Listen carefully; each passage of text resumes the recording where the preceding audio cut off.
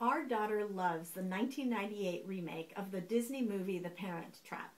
In it, a long-divorced couple sees each other for the first time in 12 years and realizes how much they still care about each other.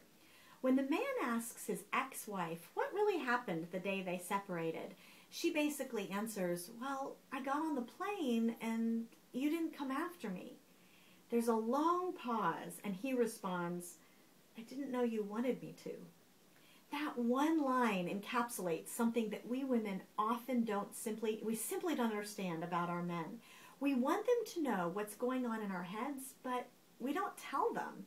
We want them to sort of figure out why we're angry or just miraculously come up with our vision of the perfect romantic date without knowing what that vision is. Ladies, our husbands or boyfriends want to be our heroes. They really do. But the fact is, sometimes they simply have no idea what we want. Take romantic gestures, for example. Men get a bad rap for this, but they enjoy romance too. In the survey of men for my book For Women Only, I found that more than 8 of 10 men wanted romance as much as their wives do. They said it's not that they don't understand what romance is or even how to put together a fun romantic night. And it's certainly not that they think our birthday is unimportant.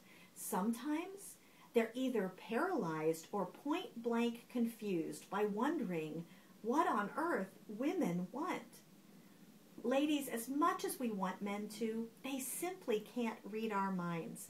I can't tell you the number of men who begged me to tell women that they really wish their wife would drop some hints about the romantic things she'd like to do.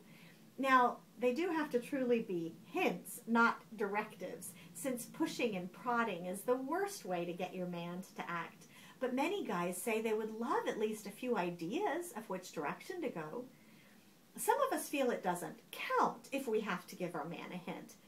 But that's a catch-22 for a guy. He can't read your mind, so he has to take a big risk and try something blind. But then if you don't seem to like it, it makes him much less willing to risk humiliation in the future. So honestly, ladies, it's in our best interest to be willing to share a few things, as long as the man in your life is one who wants to hear those ideas from you.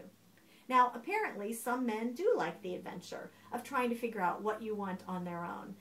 I don't know any of those men, but I've heard they exist. But for most men, they tell me they would love a gentle nudge in the right direction.